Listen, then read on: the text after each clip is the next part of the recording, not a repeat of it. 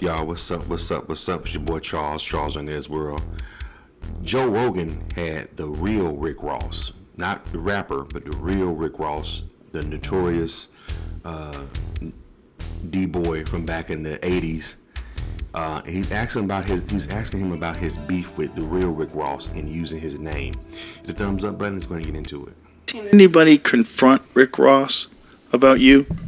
Not in person. No. Anytime I'm around, he disappears. But is there any video of anybody hey, why are you running around with this dude's name when this dude's out of jail now? Well, you know, these guys, they kind of like we talked about. When you got some money, they don't care if you beating women or making them lick tampons. You know, everybody fuck with you. Right. So, you know, he was on top of the world at one time. He was a corrections officer. Yeah, but he was. But when he got some money, they forgot about he was a correctional Crazy. officer. You got gangsters, you know, doing records with him, and you know, people who say, "Oh, I hate snitches" and all this, but they doing records with a police officer who put handcuffs. You know, I got letters from guys that was in jail with him when he was a correctional officer, and they told me what a shitty guy he was. You know, that they would be shooting dice, he would take the dice and all the money, and they got extra soup, he'd take the soups, and wow. And you know, just stuff that normal officers just don't. You know, officers. I mean, everybody in jail got extra soups. You know, you save your soups because it might come a time and you ain't got them, so you stack your stuff up. But most officers don't even care. You know, who cares about extra soup? We trying to get the dope dealers and, you know, the guys with the knives. But then you got those ones, and they're like, "Oh, well, you got an extra pair of underwear. You going to the hole." Yeah, and that's how he was? That's how he was. They say that's the kind of cop he was. And then when I hear that he's the biggest gangster rapper on the planet, it's like... It's just so crazy. What is it like having a dude running around out there with your name? Like, if there was a rapper out there named Joe Rogan, I'd be like, what the fuck? I mean, it's crazy. You know, like, how would you take my name and not have the decency to ask me first of all? You should have asked, but then never pay homage. You know, he won't even admit that he stole the name. He tells people that he invented the name. Like, how the fuck do you invent this name? Well, it's so crazy because the name was famous. Your name was famous. Everybody knew who you were. When the case came out and when the connection to the Iran-Contra affair came out, when everybody found out what was going on, like, you were a legend. Yeah, you throw a few $1 million, you know, toward Instagram and Facebook and you know, the radio station, and everybody forget about that, you know. And you put a little gold chain on, and you drive nuts. A Rolls Royce and a couple of pretty girls. It's one thing if his name was Rick Ross. It's possible there could be another Rick Ross out there. I've met other Joe Rogans. That's real. Yeah, me too. I met other Rick Rosses. But what the fuck, man? The guy knows who you are. Everybody knows who you are. Takes your name.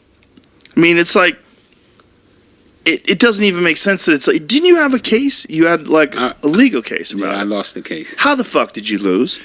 They say I should have filed a lawsuit. The judge got to make a technical decision. She had to make a decision, when did the public first become known of him using my name.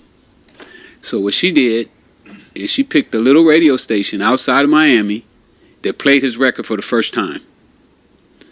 So that Hit the thumbs up button. Hit the thumbs up button, guys. was the date that the public first became known that he was using the name. So there was a statute of limitations of when you were supposed to address it? Yes. How much time? 2 years. What? Yeah, you get 2 years. So if we went by her time frame, I should have filed my lawsuit 5 days before I got out of jail. Oh my God. I was 5 days late. That's so crazy. But I think she would have found another reason to come up with a date. Well, the record company probably would have helped, right? I mean, think about how much money they're making off of him. Oh, yeah. They would have owed me. They have 15 lawyers. Oh, my You know how much money they say they spent on the lawsuit? How much? $1.5 million. Wow. You know how much they offered me? How much? Zero. They never come and say, hey, man. What would you have accepted? Just to like...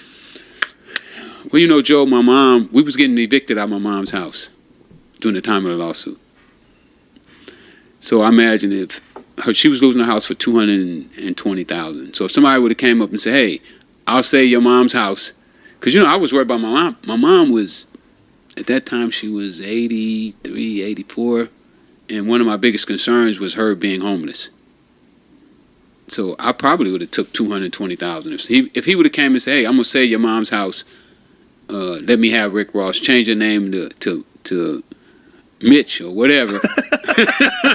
Well, you wouldn't have to change your name. That's crazy. But I would have licensed. I didn't even care about the name. Right. I didn't care about the name like that. Right. I just felt that it was so disrespectful that he didn't come and ask me, or he didn't show any consideration or pay any homage to the fact that he actually took my name. So, but yeah, I probably would have took $250,000. If they'd have said $300,000, I'd have been tickled pink, because I felt that I didn't need much money to get started. Meanwhile, they spent 1.5? 1.5 million. I owe them right now. I owe them $1 million. What? Yeah, I'm $1 million. I got $1 million judgment against Because you have to pay their legal fees. I had to pay their legal fees. Oh my! And then the God. judge was like, "Oh well, I don't believe you guys actually spend 1.5 million, but maybe $1 million." Oh my God! She gave me $1 million judgment. Isn't that insane? For your name, your fucking name, and you can't appeal this? Well, we appealed it, but once you lose to the appeals court, you're not going to the Supreme Court or anything like that. Yeah.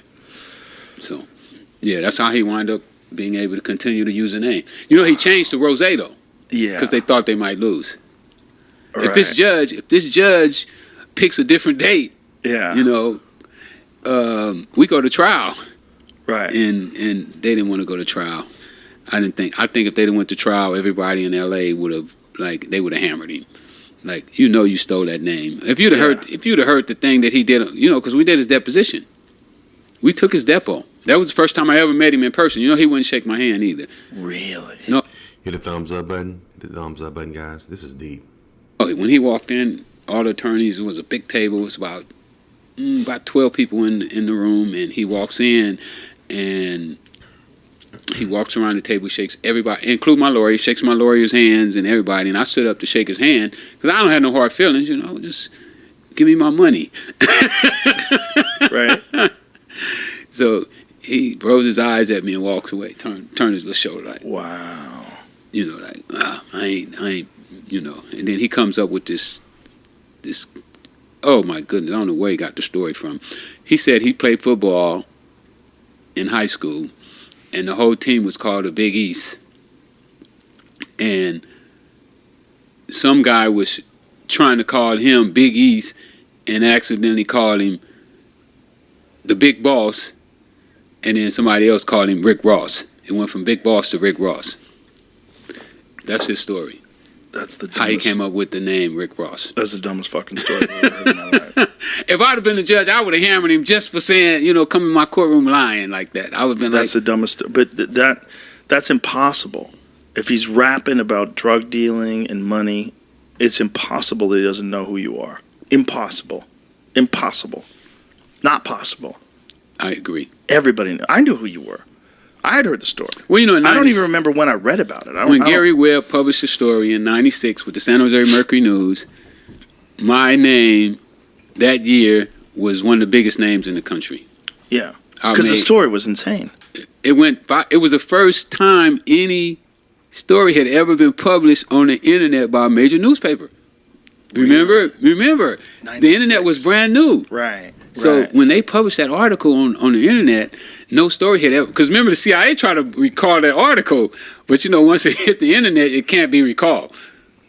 They tried to recall the article? You don't remember? I don't. The printed copies they stopped doing. They took the CIA emblems off and everything. Really? Yeah, they made them take all that stuff off. But the internet couldn't be, you couldn't take it back at the time. Once it hit the internet, it's like, boom, it's all over the world. When you hit that button, ain't no recall. Right. If you put something on that thing and you hit that button, what you said is what you said. You're gonna have to live with that. Right. So when it went viral, it was nothing they could do, and it just went crazy. So everybody picked it up. CNN, Nightline, Dayline, 2020. You know, I'm doing like 6 interviews for my jail cell every day. Every day, people coming out and talking to me. And I told you, that's when the CIA came down. The CIA came to my jail cell and interviewed me. The CIA, the OIG, Congress, Maxine Waters. I mean, it was like, fuck, I become a celebrity in jail. Like, they start treating me different. What did the CIA say to you in jail? What did I know about cocaine, being trafficked by the Contras? Which, you know, I didn't really know about the Contras. You know, I knew Danilo. I don't know about no damn Contras. And you know, I knew... You knew the guy who was supplying you. Yeah, that's all I know. I don't know if he was a Contra or if CIA informant, or I don't know none of that shit. I never cared. You know, I'm an illiterate, you know, 28, 30-year-old guy from South Central, never watched the news, and, you know, I had heard about the Iran-Contra stuff, but that shit didn't mean nothing to me. Had no effect on South Central LA. You know what I'm saying? Right. I don't know that my prices and my drug quality depending on what happened over there. I'm not paying no attention to that. I'm just worried about, man, my drugs are going to get here on time. Is it going to be cheap? Is it going to be good? So when all that stuff was coming about, they wanted to know how much money I was making, you know, who I bought drugs from, what years I bought drugs, you know, just a whole, basically like an interview. So how do you think it worked? Do you think there's like a rogue element that was inside of the government? Oh, absolutely. So, absolutely. But, I not mean to cut you off. No, go ahead. Because it was a rogue element to it. But the rogue element come from the top as well. I want to go ahead and play. Rick Ross talked about him actually going to the real Rick Ross. The rapper Rick Ross went to the real Rick Ross when he got out, and they tried to come to some kind of deal. And I guess Rick Ross, the real Rick Ross, wasn't going for it, and so he decided to go to court. So when he went to court, he lost, and Rick Ross was like, he came to him again, and Rick was like, all bets are off. So that's probably why, from what Rick Ross, matter of fact, let me go ahead and play it right now so you guys can see exactly what I'm talking about. The thumbs up button. He's trying to block your whole album. Can you discuss that, or is it some sort of litigation going on? Yeah, right it was an injunction filed. It was a lawsuit and injunction filed to stop the release of Teflon Don, which was B9, wow. A.K.A. tossed out. Yeah, because we had him on the air, and we kept saying, you know, well, how you feel about, you know, Rick Ross, and he kept trying to saying, no, his name is William such, and kept cutting us off. Every time we mentioned Rick Ross, he would come up with your legal government name, you know? Yeah, and that's real cool, but we're going to let, you know, this the route he chose to go about it, so now we're going to let the people handle that, and he going to get what he get. You know what, when you talk about, like, good gangster music these days, you putting out some of the hottest music that rap has ever seen. You know, it feels like a mixture of that 70s gangster vibe mixed with the 2010 upgrade. Right. How do you uphold your certification doing this like every album? You know, it's just all about building on, you know, what you've already done. By me putting out 3 #1 albums already, I feel like for me really to continue to grow, I got to take everything I've learned over that entire time span and impute it into this. Imputed, I like that. Yeah, and that's why when you listen to the music, you hear the progression, you really hear the sound, because I really invest back into my music, you know what I'm saying? And I call it Maybach music because, you know, I feel like being rich come from the heart. Yeah, it was Maybach music when we was riding in my daddy Buick. We just ain't know. Right. A lot of cats out there. When I went to Miami, Big Lip, you know, and a lot of other cats on the radio was always talking about how you grinded, like for real in the rap game. Like it wasn't just no overnight thing. Like it was a long time coming. When did you start rap? Oh man, I've been in the game over, you know, well over a decade. You know what I'm saying? 12, 13 years going hard. Teflon Don was my. You know, as far as I'm concerned, you know, my shades cost 20 stacks, so I don't see them. But at the same time, Careful to go. At the same time, we got to accomplish what we came here to accomplish, and that was to build an empire. Right. You know what I'm saying? Anything on the sideline of that, we not really paying that no attention. Well, you definitely got the stage presence, watching you. So that's Rick Ross talking about. He basically, well, I was trying to find an interview where he actually stated where he confronted the real Rick Ross after he got out of jail. And Rick Ross didn't accept what he was trying to give him or whatever, or wasn't trying to work with him. So then he turned around, took it to the courts, and Rick Ross, he pretty much said the same thing. He said he got what he got, which he ended up losing the lawsuit. You're going against a big, you got to think this is a time when people were still buying music before streaming got big. So he was actually selling CDs still. So record labels had the paper back then to fight somebody just getting out of prison. You know what I'm saying? The major record labels were making money back then. So you going against the giants, like they said, they spent $1 million. I was saying they could have just gave him $500,000. He probably, like he said, he would have been happy with $500,000. And if they would have paid off his mom's house and he would have had a couple of, with $20,000 left, I think, after that, $25,000, he could have, started his life off with that, But they wanted to spend $1 million, just to squash it was crazy. Anyway, what do you guys think about this video, man? Leave your comments and subscribe to Charles and Israel. Hit the thumbs up button. Looking for a professional photographer for your next big event? Need video of your special day?